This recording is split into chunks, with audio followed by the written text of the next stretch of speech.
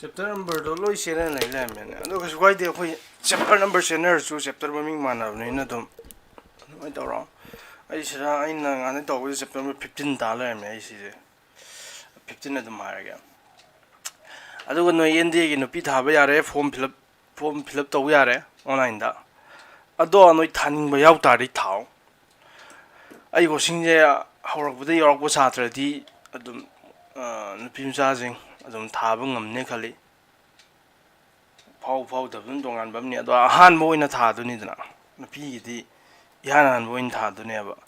aduna ihan han bai je mi kanam da preparation dor moi ihan han bai je mi kanam da preparation dor moi aduna thana hono ai thage khan bangai do kano phone ga thare link ga you know do re na ngarang kano group ta chuma yam hainai do aduna thau rosni lak jo sibo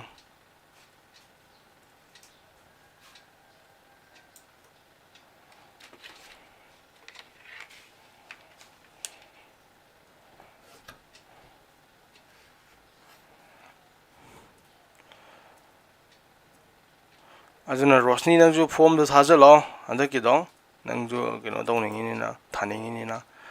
ado thau ahan ba tha bni ai na je nupi ko ni ahan bo na pa ni aduna adum noina kan honor de dum phawi chan su lai ga unai ga na mi ga su yam preparation to ram moi ba adai nupi gi di yong nupa gi di competition da yong ni ko adu nupi gi di kano to ka ne ba adum nupi lai thora ka ne ba adum lai thora da ne nupi gi di aduna nine film sa thaning ba yaw tar di thana bataw ado ngasi chapter ko chapter 15 mathematical reasoning asi loi do ni kai na ka chi chapter de kem ti yaw de ho important oi ba khara thang do ni taw je mathematical reasoning ai na do ngarang gi ni ko ne chu je a ho za do na ha mi do nong tar di ka ba nong tar di sorry nong tar di ai la oi har mane my statement nong tar di ai la oi har mane aduga nong ga dorba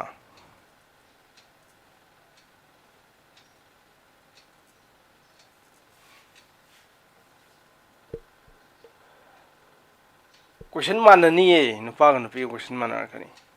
ado cut off di man tu man di e cut off di man tu man de shun khan ganda question di man ar kani ado cut off di man tu man de ba adu yengo cut off di man tu man de noina kari pau tai nupi gi je ko nupa ga cut off di man tu man de question man ar kani question gi structure de du di man adu ma lai adu cut off di man tu man de ina ngi je khang de do noi gi mo ta kai lai noina tam na ga mai tai adu ni ngarang ai na ha do oja oja du na hai do kari ha ba hayeng ai moi ma gi director du da ha mi ni ko hayeng nong taraba hayeng nong taraba adu itar di ai law har ma ne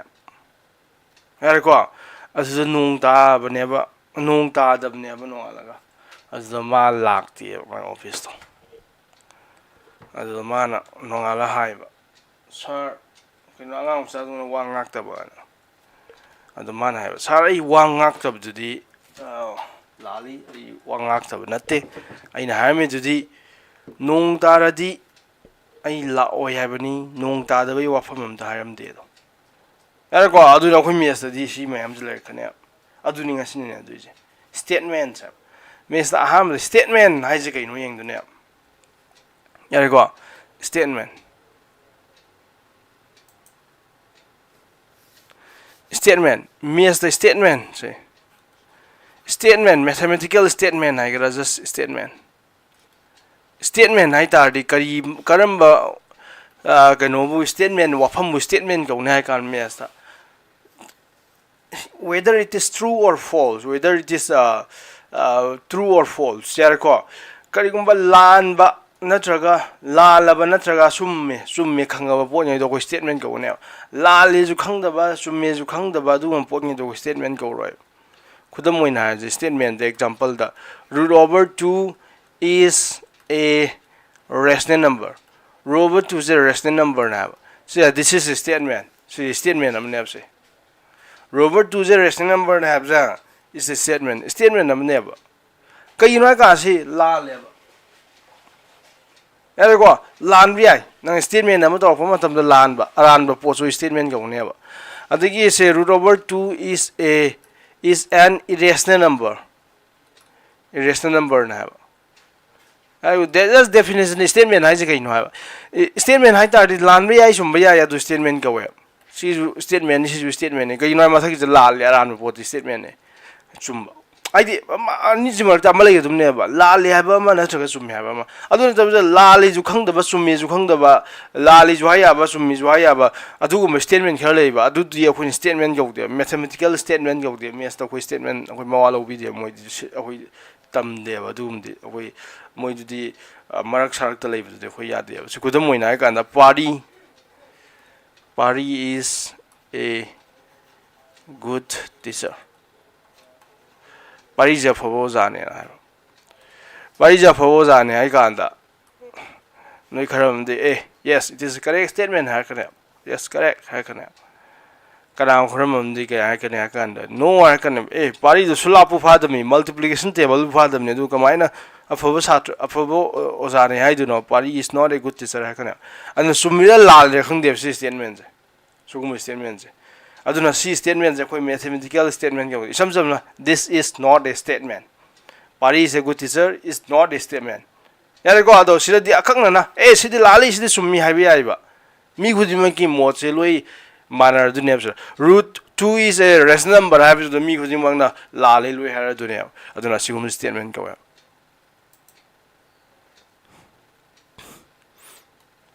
Gyandarbo statement hai je khang gyandarbo statement hai dar ji nangi photo kai noina leine ha bani da marak sarak ta lei roi lan ban tra sumbra ani ji marak ta lei ga ni statement hai tar yar ko yare duga statement lai re kari kari yaur gi ngi ko how je ko statement khar ta ok to statements ari be statement dagi ano statement on ba yare go akoi to du kari ne ba ari be statement dagi ano statement on ba ari be statement dagi ano statement on ba ini ko new statement from all statement new statement from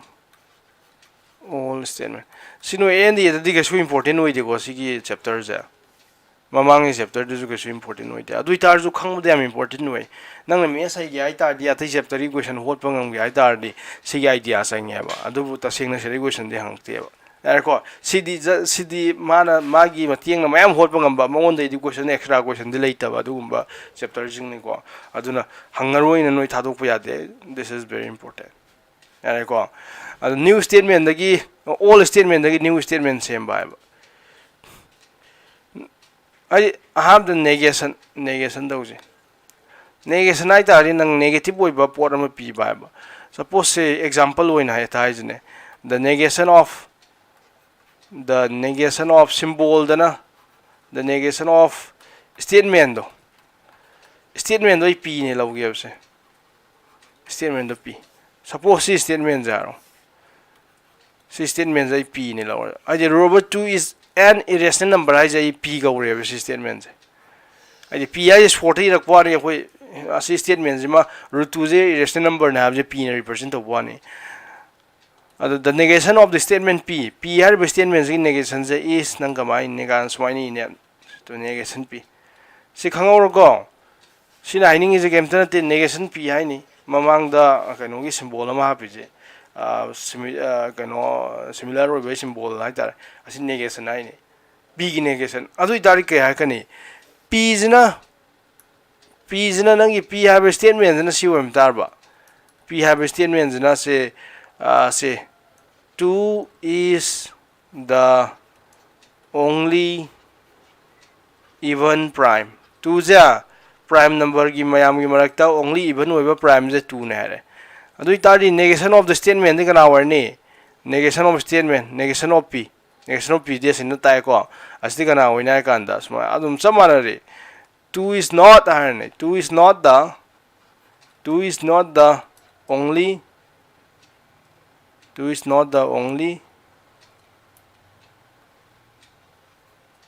only even prime.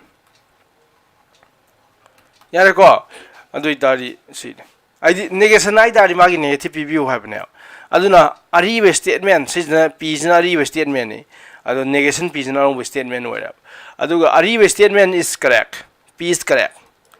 P is assume waiba.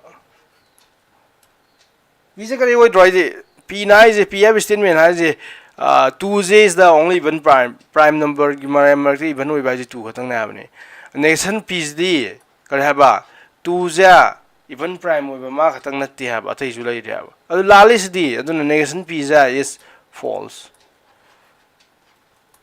Gandarbo aduna statement P do summe na negation of P do summe lale nang lepe ade nare ko adu de do masana ta tam ne adi P je sum tar di negation of P di lan bam thui ka yin ha kan da P je sum tar di negation of P na di ma gi opposite ha tu ne tro do dum lan duram ne adu P je na lalam tar ba if P is false P ai nang statement do lalam tar ba adu itari nang negative then negative P do negation P do adu di sum tam is true. Sigan da right negation P ga di amana magi opposite statement oi duram amna sum de ma lan tam ne amna lal ne sum tam ne sigan da ron da ne ro sig negation of the all statement negation of an statement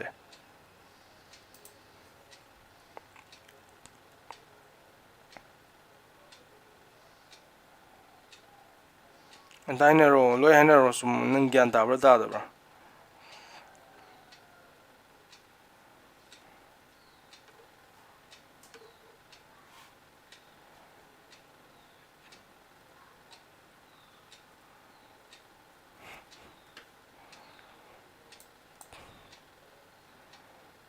khar chapero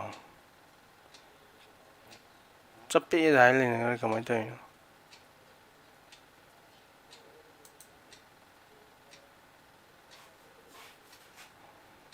kamai chappino chappadi gan niras kano screen recording laura ganja keno horen thasla hone yenge kamai chappino nang chappe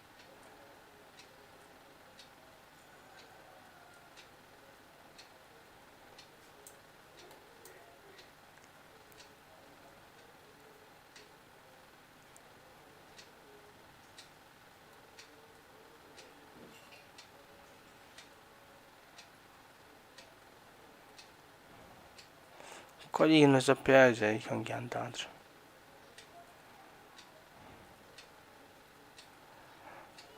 Ado akhoi noi keno je lor ne. Atai chamna ba yaw bro.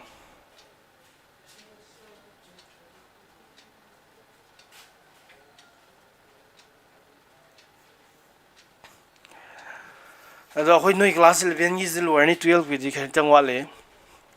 Khoto ba. Ado 11 gis di no chapter ni thanga lor ni siloi baga sigi 12 ki matam du da si class 11 je loi baga no class 11 matam pung taruk teina taret pauja sidai ke no ta khani ai class 12 ki mes toina du ta ni aduga eno ja adumai ta ni aduga class 12 ki matam do class 12 ki matam do aduda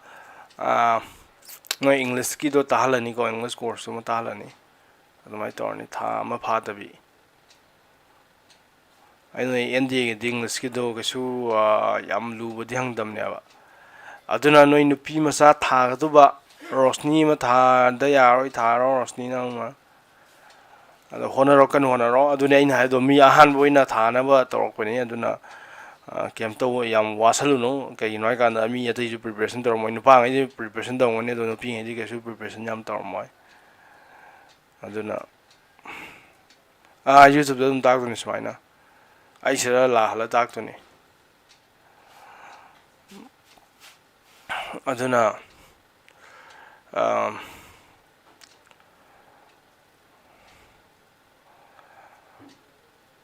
ꯑꯗꯨꯅ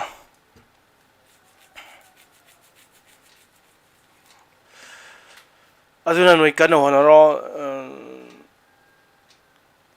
ꯍꯧꯖꯤꯛꯀꯤ ꯔꯣꯁꯅꯤ ꯀꯟꯅ ꯍꯣꯠꯅꯔꯣ ꯅꯨꯃꯤꯠ ꯈꯔꯅꯤ ꯈꯛꯇꯪ ꯉꯥꯏ ꯀꯥꯟꯁꯤꯗ ꯃꯣꯏ ꯊꯥꯔꯤꯁꯦ ꯅꯨꯃꯤꯠ ꯈꯔꯅꯤ ꯈꯛꯇꯪ ꯉꯥꯏ ꯑꯩ ꯄꯥ ꯅꯪꯉꯔꯣꯏ ꯑꯗꯨ ꯈꯟꯕ ꯌꯥꯗꯦ ꯍꯣꯠꯅ ꯇꯥꯕꯅꯤ ꯌꯥꯔꯦꯀꯣ ꯑꯗꯨ ꯑꯣꯏꯇꯥꯔꯗꯤ ꯁꯤ ꯂꯩꯔꯦ ꯃꯊꯪꯗ ꯑꯩꯈꯣꯏ ꯀꯟꯇ꯭ꯔꯥ ꯄꯣꯖꯤꯇꯤꯚ ꯍꯥꯏꯕ ꯑꯃ ꯀꯟꯚꯔꯁ ꯍꯥꯏꯕ ꯑꯃ ꯀꯟꯚꯔꯁ ꯍꯥꯏꯁꯤ ꯅꯣꯏ ꯑꯗꯨꯝ ꯇꯧꯔꯛꯑꯕꯅꯤ ꯑꯉꯥꯡ ꯑꯣꯏꯔꯤꯉꯩꯗꯒꯤ converse of the statement converse of the statement ꯑꯗꯣ ꯀꯟꯇ꯭ꯔꯥ ꯄꯣꯖꯤꯇꯤꯚ ꯍꯥꯏꯁꯦ ꯍꯥꯟꯅ ꯇꯧꯁꯤ ꯀꯟꯚꯔꯁꯇꯨꯗꯤ ꯅꯣꯏ ꯍꯥꯟꯅ ꯊꯦꯡꯅꯈ꯭ꯔꯕꯅꯤꯅ ꯑꯗꯨꯝ ꯏꯔꯥꯏ ꯂꯥꯏꯅꯤ ꯀꯟꯇ꯭ꯔꯥ ꯄꯣꯖꯤꯇꯤꯚ ꯇꯧꯁꯤ ꯑꯗꯣ ꯀꯟꯇ꯭ꯔꯥ ꯄꯣꯖꯤꯇꯤꯚꯇ ꯑꯩꯈꯣꯏ ꯍꯧꯖꯤꯛ ꯌꯦꯡꯁꯤꯀꯣ ꯀꯟꯇ꯭ꯔꯥ ꯄꯣꯖꯤꯇꯤꯚꯅ ꯍꯥꯏꯁꯦ ꯀꯝꯄꯥꯎꯟ ꯁ꯭ꯇꯦꯠꯃꯦꯟ ꯊꯣꯛꯂꯛꯑꯅꯦꯕ ꯀꯝꯄꯥꯎꯟ ꯁ꯭ꯇꯦꯠꯃꯦꯟ ꯌꯥꯔꯦꯀꯣ compound statement compound statements compound statement ꯍꯥꯏꯇꯥꯔꯗꯤ compoundꯗꯤ ꯑꯅꯤ ꯅꯠꯇ꯭ꯔ ꯑꯍꯨꯝ ꯑꯣꯏꯕ ꯍꯥꯏꯕꯅꯤ statements ꯑꯅꯤ ꯅꯠꯇ꯭ꯔ ꯑꯍꯨꯝ ꯑꯣꯏꯁꯜꯂꯛꯄ ꯍꯥꯏꯕ ꯑꯗꯨ ꯉꯍꯥꯟꯒꯤꯗꯨꯅꯤ if it rains tomorrow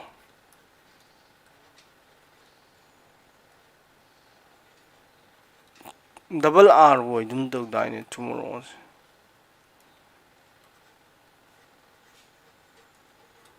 tomorrow ꯕꯅꯥꯟꯕ ꯈꯪꯗ꯭ꯔꯦꯀꯣ ꯑꯩꯁꯦ ꯑꯁ if it rains tomorrow I will not come ꯌꯥꯔꯦꯀꯣ if it rains tomorrow I'll not come ꯉꯔꯥꯡꯒꯤꯗꯨ ꯇꯧꯁꯦ double R ꯅꯤꯀꯣ if it rains tomorrow I will not come ꯍꯥꯏꯗꯤ ꯍꯌꯦꯡ ꯅꯣꯡ ꯇꯥꯔꯕꯩ ꯂꯥꯛꯑꯣꯏ ꯍꯥꯏꯕꯅꯦ if it rains tomorrow I'll not come ꯍꯌꯦꯡ ꯅꯣꯡ ꯇꯥꯔꯕꯩ ꯂꯥꯛꯑꯣꯏ ꯁꯤ ꯁ꯭ꯇꯦꯠꯃꯦꯟ ꯑꯅꯤꯅꯦ ꯁꯤꯗ ꯌꯥꯎꯔꯤꯁꯦ ꯃꯅꯨꯡꯗ ꯁ꯭ꯇꯦꯠꯃꯦꯟ ꯑꯅꯤꯅꯦ ꯀꯔꯤ ꯁꯤ ꯁ꯭ꯇꯦꯠꯃꯦꯟꯁꯤꯅ ꯑꯩ ꯄꯤ ꯊꯣꯛꯂꯒꯦ it rains tomorrow ꯍꯥꯏꯕ ꯁ꯭ꯇꯦꯠꯃꯦꯟꯁꯤꯃ ꯑꯗꯨ ꯉꯥꯏꯈꯣꯀꯣ ꯁꯤꯗ then ꯍꯥꯞꯄꯝꯃꯨ then I will not come haba yareko aduga sina nangi statement ani ni to sina p gauraje si statement na p ya jina kare it rains tomorrow haying nong ta ya jina p statement I'll not come ai lao ya jina gadara sina q tholo statement q ado statement ani ne statement ani na pun statement ne ba aduna compound statement thola ije compound statement ai ta di statement ani na pulaga same ai ni yare ko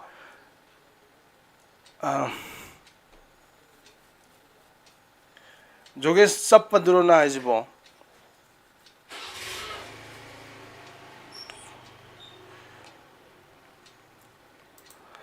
yare ko statement ani ne ba leje aduna compound statement tholini maming jai di compound di mayam punjalaga tawre ai ni ado statement ani oiba sida si statement kemtana teba nani thokta di si statement ja to parom di thokta di kamaina shorty itardi if p ji thokta raba then q haibane to ai si pulap se p na singramina if p statement is sum tarba mana je if p ai tardi p statement sum tarba then q statement is sum ne abane ai p statement sum ba ai tardi hayeng nong ta tarba q statement thokni q statement sum ne ai tardi hayeng ai lawai habane yare ko spelling confusion do hayeng ai lawai habane yare ko si statement ani jini aduna si this what is abone sira kem da khaluno sira ko adu da hojik si statement ani jini sila je ꯑꯗꯨꯗ ꯁꯤꯒꯤ ꯁ꯭ꯇꯦꯠꯃꯦꯟꯁꯤꯗ ꯑꯩꯅ ꯍꯧꯖꯤꯛ ꯄꯨꯊꯣꯔꯛꯇꯣꯏꯁꯤ ꯀꯔꯤꯅꯣ ꯍꯥꯏ ꯀꯥꯟꯗ ꯑꯩꯅ ꯍꯥꯏꯕꯗꯣ ꯗ ꯀꯟꯇ꯭ꯔꯥꯄꯣꯖꯤꯇꯤꯚ ꯌꯦꯡꯉꯛꯇꯣꯏꯅꯦꯕ ꯀꯟꯇ꯭ꯔꯥꯄꯣꯖꯤꯇꯤꯚꯁꯦ ꯀꯩꯅꯣ ꯌꯦꯡꯁꯦ ꯀꯟꯇ꯭ꯔꯥꯄꯣꯖꯤꯇꯤꯚ ꯌꯥꯝ ꯀꯥꯟꯅꯕ ꯄꯣꯠꯅꯤꯀꯣ ꯀꯟꯇ꯭ꯔꯥꯄꯣꯖꯤꯇꯤꯚꯁꯦ ꯀꯟꯇ꯭ꯔꯥꯄꯣꯖꯤꯇꯤꯚ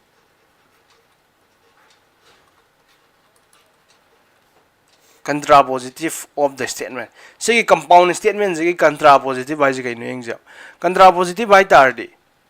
adum if then dim lani compound statement nim thola ni compound statement di if why then why dim sangduram ni ko ado contrapositive di kamai tor kana kan if sumaina ha kana if negation q then negation p ha kana sigandawra if haraga negation q then negation p lakane yong khena buje yong tu contrapositive da khoin dawrei je if haraga p lemba je somda q laktu ne ba q ado aduga then p sumaina lakpa juna 3 ba if haraga negation q then negation p aduga sigi statement je converse hairam mai tari nang kamai haine sa contrapositive sina ngai contrapositive thamgi ji ko ai ji converse ana I should have taught you converse first converse ana ta am godum ne je converse tadi kamai tawni converse of the statement tadi statement ji converse ai ta on thong na roi bane if it rains tomorrow hayeng nong ta tar di I will not come ai law have ne ba adu converse tadi kamai ka ne converse tadi if I not coming tomorrow ai hayeng lak tadi it is raining have ne nong ta gani have ne yan dar bo converse ai ta ta long thong na roi ba ne ai nasai lem ba je if p then q le ram ne ba ado converse of the statement si statement ji converse ai ta di if q then p la khane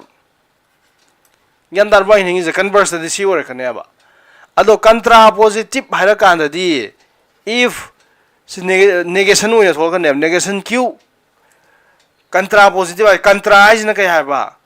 contrast di ona taina ba ne positive ki ona taina ba ne the contrapositive ti negative negation of the statement like if negation q then negation p la kan ha ba ne negation p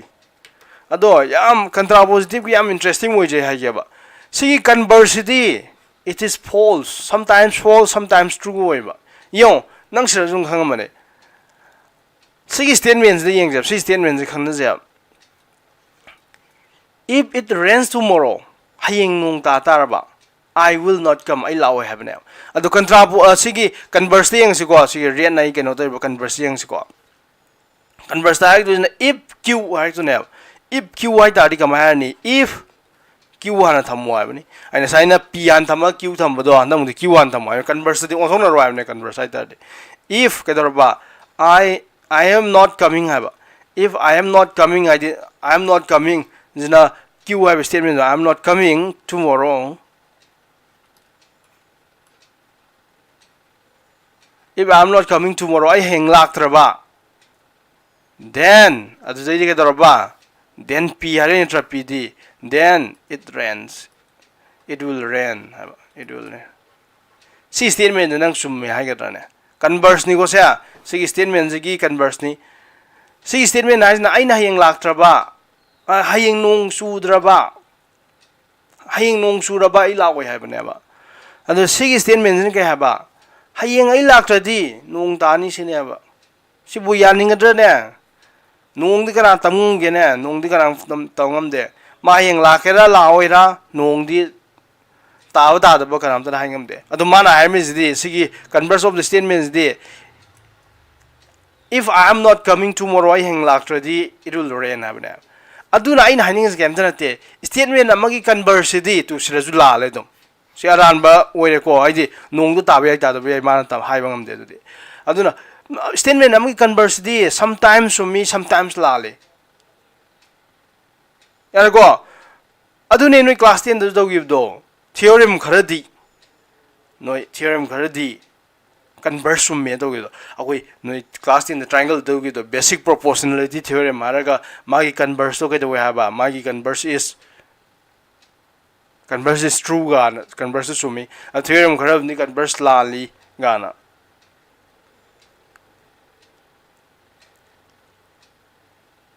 यारे को खुदम होइना converse से zumba याई लान बसु याइबा खुदम होइना हाइगे ने योने से सिगी statement जेंग जिने if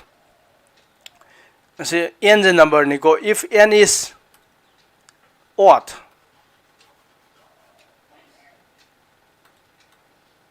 then n is prime सिमे यार शायद तो n is if n is prime n the prime number होई तारबा यार को अदो n दुदी 2 नतबा n लंगो दबा n the not equals to 2 नतबा n the 2 नतबा मसिंग अमा is prime n the prime number low रोबा 2 नतबा मसिना इजे statement p दुने सिना then अदो दे के दरबा n is odd वइने सी statement दम सुमदुरमनी सुमोइदो सी statement जो नंगना 2 नतबा prime अमतंग लौबा अदुम number दो odd वरंगबने से 5 लो रो 5 से prime number नि 2 नतबा अदुम odd वरम draw odd वरम मैप सी statement से converse yang सेबा converse तदी के हाइदोबा सोमना नहीं रानी if हारगा n is odd if n is odd n J odd Varam तारबा then करे हाइदोबा my converse तदी so सोमदिना अदे converse तदी सिजना last लानी सिजना first लानी हबा यारे को समाइ चनागे दोबा converse तदी if n is odd then n not equals to 2 नतबा n गैजा is prime वइने सी statement जिबो सुमब्रो odd boy tar माइजे if n is odd boy tar बा n 2 नतबा n गैजा prime वइने सी सुमब्रो लान ब्रो अनि सुबो statement सुमब्रो लान ब्रो कना ngam ge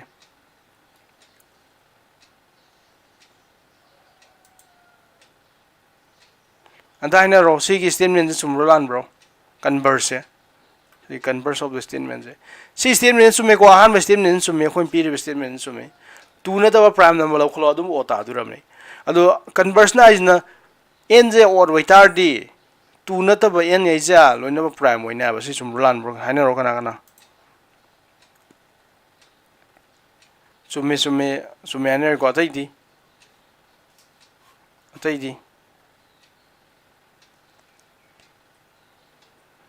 यारे न false आरा अतैदी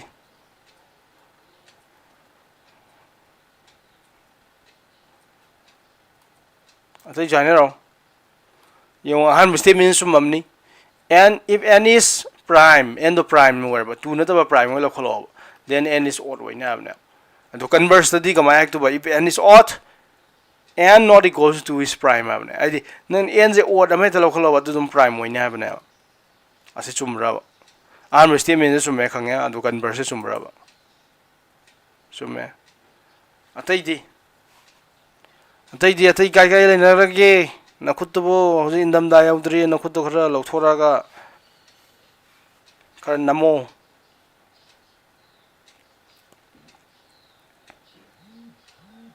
अतैदी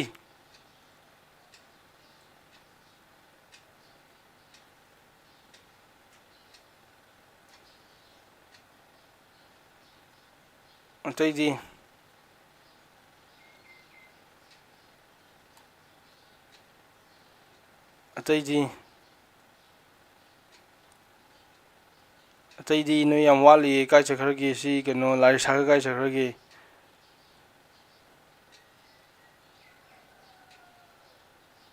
अतैदी सिलाले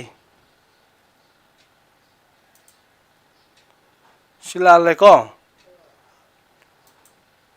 अरान statement ने नंग सी statement जो कमाई सुमदनो n is odd n की value 9 लौरो odd number ने 9 जे then 9 is prime हाइरानी 9 जो prime number ओइब्रा ने 9 जो odd number ने सी 9 जे prime number ओइब्रो ओइदे अदुना सी 9 के सेकेंड तेदा न statement नमगी converse दी हमरा सुमबा याई लानबा याई यंदारे को statement sometimes सुमबा याई sometimes लानबा याई कोई basic proportionality theorem अदगी Pythagoras theorem मोलोई converse सुमे converse सुमबा मैम लईबा converse लानबा मैम लईबा अदुना converse is sometimes true sometimes false यारे को अदु नेबल लईजे converse दी अदो हौजि लाक्तु जे contrapositive के idea ने contrapositive तदी कई तोरकनिस ने contrapositive तदी नि कहाय के बा contrapositive तदी ꯌꯦꯡꯉꯨꯀꯣ ꯀꯟꯇ꯭ꯔꯥꯄꯣꯖꯤꯇꯤꯚ ꯀꯃꯥꯏꯅ ꯂꯥꯛꯅꯦꯕ ꯁꯤ ꯒ꯭ꯔꯤꯟꯗ ꯏꯒꯤꯁꯤꯅꯤꯀꯣ ꯑꯗꯨꯅ ꯁꯤ ꯉꯁꯤ ꯈꯪꯖꯤꯜꯍꯧꯔꯣ ꯀꯩꯗꯧꯔꯕ ꯁ꯭ꯇꯦꯠꯃꯦꯟ ꯑꯃꯒꯤ ꯀꯟꯚꯔꯁꯇꯤ ꯏꯠ ꯏꯁ ꯁꯝꯇꯥꯏꯝꯁ ꯇ꯭ꯔꯨ ꯅꯣꯏ ꯍꯥꯟꯅꯁꯨ ꯋꯤꯠꯅꯦꯁ ꯇꯧꯔꯛꯑꯕꯅꯤ ꯅꯣꯏ ꯑꯉꯥꯡ ꯑꯣꯏꯔꯤꯉꯩꯗꯒꯤ ꯑꯗꯨꯝ ꯗ ꯀꯟꯚꯔꯁ ꯏꯁ ꯐꯣꯜꯁ ꯅꯠꯇ꯭ꯔꯒ ꯗ ꯀꯟꯚꯔꯁ ꯏꯁ ꯇ꯭ꯔꯨ ꯀꯥꯏꯅ ꯑꯗꯨꯝ ꯇꯧꯔꯛꯈ꯭ꯔꯕꯅꯤꯀꯣ ꯑꯗꯨꯒ ꯀꯟꯇ꯭ꯔꯥꯄꯣꯖꯤꯇꯤꯚꯇꯗꯤ ꯁꯤꯅꯤ ꯂꯥꯛꯇꯣꯏꯁꯦ ꯇꯨ ꯁꯤꯁꯦ ꯍꯥꯏꯗꯤ ꯀꯩꯅꯣꯗꯧ ꯇꯧꯔꯛꯑꯔꯣꯏꯕ ꯑꯩꯈꯣꯏꯒꯤ ꯅꯦꯒꯦꯁꯟ ꯑꯣꯐ ꯗ ꯁ꯭ꯇꯦꯠꯃꯦꯟꯗꯧꯅ ꯇꯧꯔꯛꯑꯔꯣꯏꯕ ꯌꯥꯔꯦꯀꯣ ꯁꯣꯔꯤ ꯗ ꯀꯟꯚꯔꯁꯇꯧꯅ ꯇꯧꯔꯣꯏꯕ ꯀꯟꯚꯔꯁꯀꯤ ꯃꯃꯥꯡꯗ ꯁꯨꯃꯥꯏꯅ ꯅꯦꯒꯦꯁꯟ ꯍꯥꯞꯄꯛꯀꯅꯦꯕ ꯀꯟꯇ꯭ꯔꯥꯄꯣꯖꯤꯇꯤꯚꯇꯗꯤ ꯑꯗꯨꯏ ꯊꯣꯛꯁꯤꯅꯦ ꯀꯟꯇ꯭ꯔꯥꯄꯣꯖꯤꯇꯤꯚꯁꯦ ꯀꯟꯇ꯭ꯔꯥꯄꯣꯖꯤꯇꯤꯚꯁꯦ ꯀꯟꯇ꯭ꯔꯥꯄꯣꯖꯤꯇꯤꯚ ꯅꯦꯒꯦꯁꯟ ꯀꯟꯚꯔꯁ ꯅꯠꯇꯦꯀꯣ ꯇꯤ ꯑꯥꯏ ꯚꯤ ꯀꯟꯇ꯭ꯔꯥꯄꯣꯖꯤꯇꯤꯚꯇꯗꯤ ꯀꯃꯥꯏ ꯍꯦꯛꯇꯨꯕ if not q then not p ꯍꯥꯏꯕ negation p if negation q negation p ꯍꯥꯏꯕ ꯌꯦꯡꯁꯤꯀꯣ ꯑꯗꯨ negation q ꯍꯥꯏꯇꯥꯔꯗꯤ negation q ꯍꯥꯏꯇꯥꯔꯗꯤ I will not come ꯍꯥꯏꯕ q 나 하이자 ꯀꯩ ꯍꯥꯏꯕ I will not come ꯍꯥꯏꯕ negation q 나디 ꯀꯩ 하니 I will not come 기 negation 디 ꯀꯩ ꯑꯣꯏꯅꯤ I will come ꯒ꯭ꯌꯥꯟ ꯇꯥꯔꯕꯣ ꯑꯗꯨꯅ if 하ꯔꯒ ꯁꯤꯗ ꯊꯝꯃꯛꯇꯣꯏꯁꯦ ꯅꯪꯅ if 하ꯔꯒ negation q 하이제 그나마도 ꯅꯠꯇꯦꯕ if 하ꯔꯒ negation q 하이ꯇꯥꯔꯗꯤ I am coming 하이ꯕꯅꯦꯕ if I am coming 야래고 negation q 나 하이제 I need to I will come 하이제 if I am coming tomorrow 야래고 then negation p 하이바 negation p 디 p 하이타르디 그나노 p 하이타르디 p 하이 statement it rains tomorrow 하이바네 it rains tomorrow अदु इता negation p दी क्या हानी it will not हारने I didn't rains tomorrow haying nong tani हाइबने बा अदु की opposite haying nong तारो हाइबने तो it will not rain हाइबने अरे को if I am coming tomorrow then it will not rain हाइबा सी statement द सुंगुदे लांगेला I haying लाबा I haying लाबा कदरबा नोंग तारोय हाइबने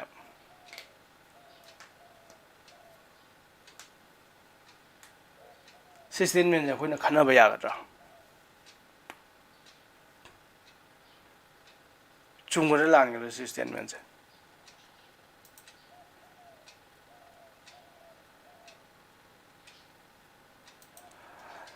नोइना कोई नेचुरल की कनोजिदी नेचुरल की कनोजिदी अखोई की नोंग ताबदी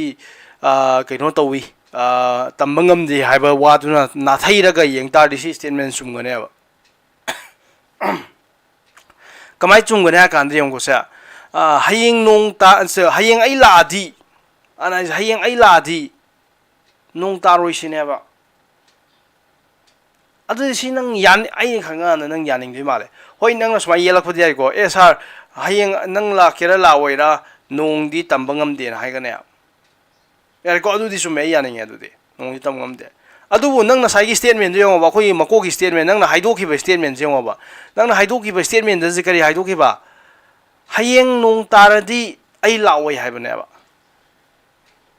हयेंग नोंग तारदि आई लाओइ हाइबनेबा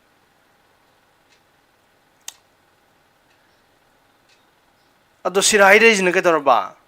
हयेंग आई लादी नोंग तादबो समाने हाइबने समाद्रो निजे सी स्टेटमेंट नि समाने कइनो सी नंग लाले हाइबे नंग सी यानिंग तारदि हामे मकोगी स्टेटमेंट यानिंग तारदि सी यानिंग अदमने कइनो हाइ कांदा हयेंग नोंग तारदि आई लाओइ हाइबने अदो हयेंग आई लाबा अदो इतारदि नोंग ताद्रबने बनुमितो कइनो हाइ का मा लादी हाइजुदि हयेंग मा लाओ हाइदि मागी सिगी स्टेटमेंट जना कइ हाइगी याहानबा स्टेटमेंट जना आई हयेंग ला हयेंग नोंग ताद्रदि आई लाबनेबा सॉरी सिगी स्टेटमेंट जना कइ हाइजा हानबा स्टेटमेंट जना कइ हाबा हयेंग नोंग तारदि आई लाओइ हाइबनेबा अदो सी स्टेटमेंट जना कइ हाबा मा हयेंग दो लाएबा अदु इतारदि नोंग ताद्रब नत्रो अदो हाइदि नोंग ताबा तादब नेचुरली ओइबा कइनोनी it is uneven it is not predictable yare ko nang predict tau ngam de ba adubu sigi ahan ba hai ba wahai ji gi matungina nang hai wahai ji matungna sigi wahai ji nang khana ba yai ba si wahai ji la le hai ba yaroi ba ni su buje kari gi noi ka ni yong mun pa ri yong ba han ban hai je hayeng nong ta radi ai la oi hai ba ne adu si ani su statement hai na hayeng do ma la e ba I'm coming hayeng do ma la dum ne ba du ta di nong ta roi dum saman ro se khudam moi na hai je ne khudam moi na hai je ne se statement I'm thinking ko if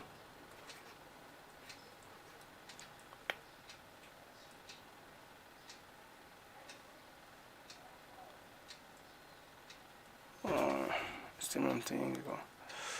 how's the statement how's the statement doing je how's the statement doing ko how's the khoi tau gi statement yam phaja statement ne ai kamai khalai no hangde if n ja nang na tu na taba n ama laukhat ba khujing gi yar ko n not equals to 2 na taba n ama laukhat ba khujing gi ma je is prime number ne 2 na taba prime number ma laukhat ba khujing gi then ka dor ba n is odd way na share ko si converse ti la la duni converse ti la la duni ko si statement je kari no converse lan du je converse anai thoksi converse ti ka dor ba if n is odd converse ti somna la ni ko n is odd sina p have statement duni sina q have statement duni ko aduna if q hana la ne ba if n is odd then n not equals to 2 da taba n is prime si di lan gram ne si je kana ne ba si statement je converse ne ba ado contrapositive jeng se contrapositive de ke hai do ba if negation q then negation p har tu ne contrapositive de siming ko contrapositive de contrapositive rate ge ko if negation q ai da di q ai statements the n is odd hai bane q ai statements the n is odd hai bane q ai je ke dor ba n is odd hai bane q ai statements je negation q de ke hai do ba q gi negation ai da di n je odd na te ba odd na tab di even oi tare n is even and if n is even la ni n is even then negation p have statement je ke ne ba p have statements di n is prime have ne 2 na tab prime have ne er ko adu negation p is na ke ha do ba n ja is not prime hai ne option ngandare ko aduna if n is even then nai du ja n not equals to 2 na tab n is composite hai prime na tab di composite ni na composite si statement ne kai ko ba contrapositive ko contrapositive if is khangawre ko asi khangawgo dumni contrapositive if khui de if not q then not p have contrapositive adu yo contrapositive have statement je ma gi am interesting way je ma je atai de interesting way de ma de dum sumga ne ba ai contrapositive have statement je kari statement sama nei ba nangi nangon da premium statement do adu mak ne ba ma na hai du je kaim khena da hai ne yeng jio na sai du mai na n je prime number way tar di 2 na taba prime number oi tar di n je gai wo gane ba or adum oi duram ne nang 2 na taba prime number me telo kholo ba adum or oi duram ne adu ko sigi contrapositive na hai jina mu yeng je contrapositive na hai jina kai hai ba n is even nang lo kholi ba n do even number oi tar ba adu oi tar di then n not equals to 2 na taba n ngai do loi composite number ngane sim sumadu ne tu nang even number am ta lo kholu ne 2 na taba adum composite number ta duram ne aduna aina haning is game tan te ba conversely it is sometimes false or sometimes true yar ko but contrapositive statement ngai it is always agree with the original statement adum yana ne ba original statement na haning ipot ne it is always true contrapositive se ke dorba it is always true adum chum malai gane ma de gyan dar winding is ya na dum try to contrapositive try to contrapositive dum chung gane aduna ni contrapositive je kayam kana ge da ko akoina proof to ba matam da contrapositive dum sinai je noi khudam moina kanda adi contrapositive statement je tum sum gane ba we can use contrapositive akoi original statement je ga contrapositive statement je ga dum sum na lei duram ni na mabai ni ja ama to oina sina ba yai ba statement ama ta ni hai ne nang statement ani ju to khai na ya bra ne asi ge ahan be statement jina en jina prime oitar di adum ot oina ba ni adi ani ju statement jina en ne even oitar di en do dum composite number oina ba ni ado ani ju dum chama na be statement ne adum manai ba contrapositive ga original statement ga dum manai na logane in different way they rakwane ba ado se smaina hars ne exam da smaina hang se prove that root over 2 no class 9 10 yam tar ko root over 2 is irrational number root 2 is irrational number ne prove to wa akoi prove by contradiction na tawgi do se prove by contradiction to na ado contrapositive ke idea da sangani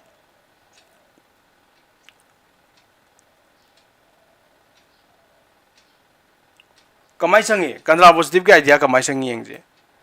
si statement nang la mui thok tar di I prove that robot 2 is irrational robot 2 is irrational ne praman to ware je robot 2 is irrational oiram ne aduna si nining is a kemtanate si statement nining is kemtanate if robot 2 is irrational number robot 2 is irrational number waitarba then it is correct hai bo sama nei summa ba pham ne yara ko ado sira akoi contrapositive sina ba ya hai bane yara ko contrapositive sina ba ya hai bane ado da contrapositive sina tardi kama sina ne contrapositive de kya ne sigi negation la ne if it is not correct quite the negation q if it is not correct if it is false as well as the correct the false if it is false la antarba adu itadi robot 2 is sigi negation amairo negation p abdo robot 2 is rational habaje magi negation the robot 2 is rational na yo contrapositive sumdro se si contrapositive summe ai ahan manaining is na robot 2 is a rational number waitar but then it is correct asumo pham ne ba adu contrapositive na is ne if this false aran boram tarba adu itardi aran barom da khantar ba adu itardi robot 2 is rational na phone yarba smile like contrapositive contrapositive ga idea je phang about contrapositive see if p contrapositive khandu je kem da khandu ta tem if p ki then q y ta the contrapositive na do je if negation q then p aduga contrapositive ki na yam interesting ho je ba it is always true it is always true it is not like converse to to de ma de converse is sometimes true sometimes false but contrapositive is always true sigyan tanarbo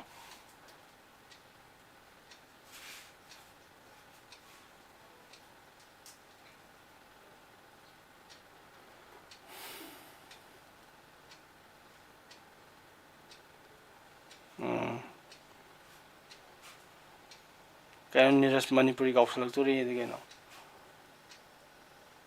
matramda kaya no matramda yun na asa bo kaya no matramdra bo ikang jadre no ilon may amne ito kyan tabra yun ro contrapositive ay kyan tabra yun ro adi question may amde whole ro ko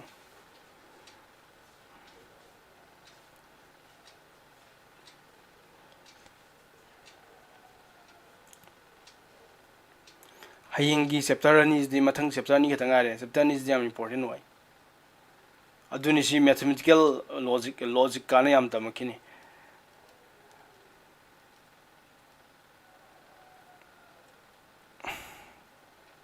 mathematical reasoning hai je ne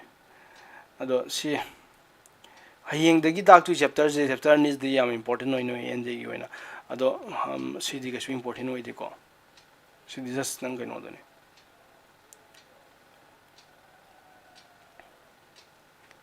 yare ko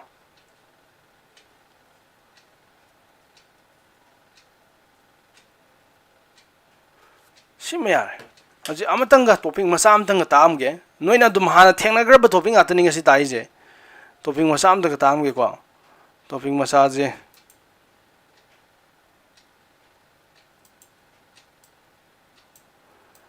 kari topic ko ga kan da khoi if and only statement have to akhoi sai to is the if statement to if false then this have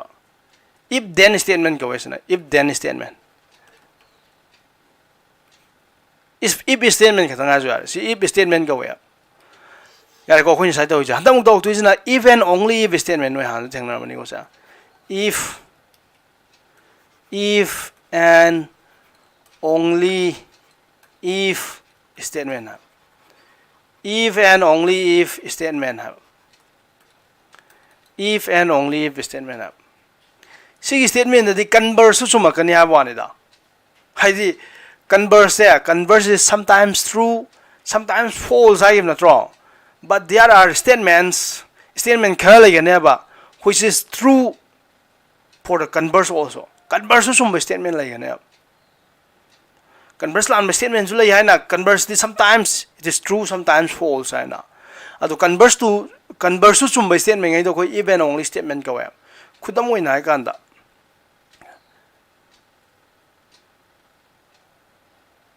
khudam oi nai kan da se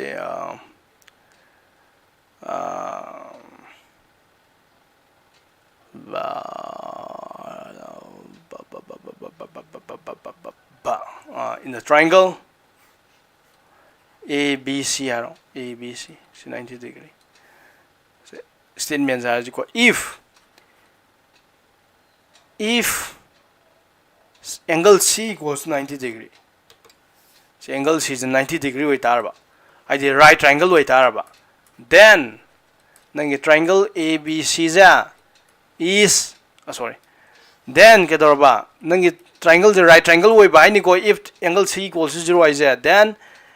AB square की value है BC square का plus AC square का माना नहीं Pythagoras theorem नहीं तमक पड़ो अरे को then है मुझे then सी चुम्गने अदो converse चुम्गनी ऐसे converse चुम्मे आप तो converse आई तारीख आप converse आई तारी सोम नो इना हो रहा है आप तो सीजना if AB square equals to BC square plus AC square का माना तारबा then नंगी triangle दो right triangle होएगा ना हम लोग class 10 तो रखो दो converse तमक पनी दा पाइथागोरस थ्योरम की नोई ऐसे कनो तो जो metric पे खादू जाम हंगन बदो पाइथागोरस थ्योरम ना इज ना करी comber right triangle होएम तारबा right triangle if right triangle to if 90 degree right triangle होएम तारबा then AB square equals to BC square plus AC square है बने the hypotenuse side की square दुगा तो पर remaining side की square की समगा माने नाम ने अदुगा converse ना है तो if सिगी hypotenuse square की value दुगा अतोपा लिमर ऊपर side अंदी की square दुगी सम दुगा मान तार बदो इताली नंगे triangle दो it is right triangle है बने अब angle C equals to 90 है बने this is true सिचुम में अब means converse अयों अनो थासनी है converse is true है बने अब converse सुमो statement है से सुकुम statement से बोखोई कई कौवे है बा if and only if statement है गने अदुना नंगना इरकपा मतमदा सुमाइना converse सुमे जे नंग खंगना बोनबदा इरकपा मतमदा सी statement अनि जे अमुक्ता दे थोकपा याइबा कमाइ थोकपा याइ कांदा if C equals to 90 degree with arba natra if now to yare if statement is if now to yai ko sumaina AB square equals to BC square plus AC square si we ganeba if and only if I ganeba a short is minus the nei ko even only if I was a sang nei na bimota I double f na zui nei ado is 40 even white gana even only if oops if and only if karam kanda nangi triangle angle C the 90 degree way kan adu no exam no sumai thengna tarba exam nanti anywhere even only if statement thengna tarba adu itar di oh sigi statement je statement ye je converse sometimes converse sum bayai lan bayai hai bani adu even only if se thengna tarba adu itar di oh sigi statements di converse sum me ai ne matham ka asom na hor sab mana ai ne converse sum me ai ne adu example pythagoras theorem aduna sini even only if statement ai je यार को सुमाइना खरा लैगरे यार को सुमाइना खरा लैगरे अदुना कैसु कनो तौबदि नत्ते कैसु लुबदि नत्ते सिदा कइनोदुदि याम important ओइरे हाबलो अखोइगी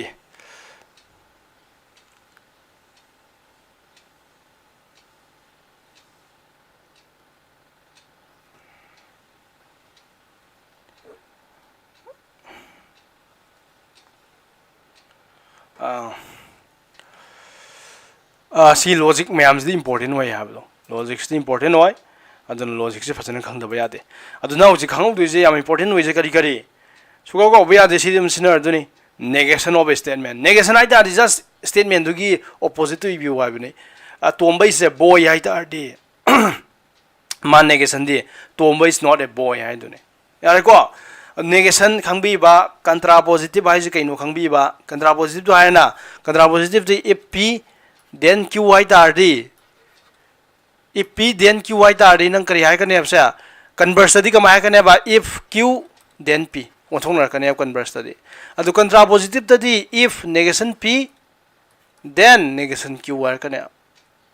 sorry if negation q hai ba if negation q then negation p r kane asmana contrapositive ta di asle ko contrapositive hai gadum ni nang khanga dumna converse may false or true but contrapositive is always true contrapositive is always true aduga nang nai duje converse may true or false if the converse is true then the statement is known as adugu statement du kai statement khangna ga kanda if and only if statement go web converse so sometimes matam kharam dana statement kharam gi sum ba statement kharam gi lalam ba ado statement converse sum ba statement ngai du di converse sum ba statement ngai du de ko if and only statement go web aduna ni noi class 10 gi da factor theorem remainder theorem prove to ko matam da if and only statement da conversely yaraga mu su prove to rai do yara ko noi factor theorem remainder theorem prove to kan di yango ba statement to prove to conversely yara on thona ga prove to bune aduna kai no akanda even only if statement is the converse sum ya badun converse to perman to am da ya yar bo yana re ko smai to ji hayeng da gi ko yana over chapter to pai da ji hayeng de important no in the yo na hayeng de pai de chapter je aina sumkhan kan da statistic am important way probability am important way and the adu chapter ni do ta ga khoi loisan ji aduga asi gi class 12 ki matam du da 11 ni matam ji nai 12 ki ta ni aduga 12 ki matam du da no english ki exam la ni do no english ki za da na ta halas okay I hope it makes some sense to you. See you in the next video.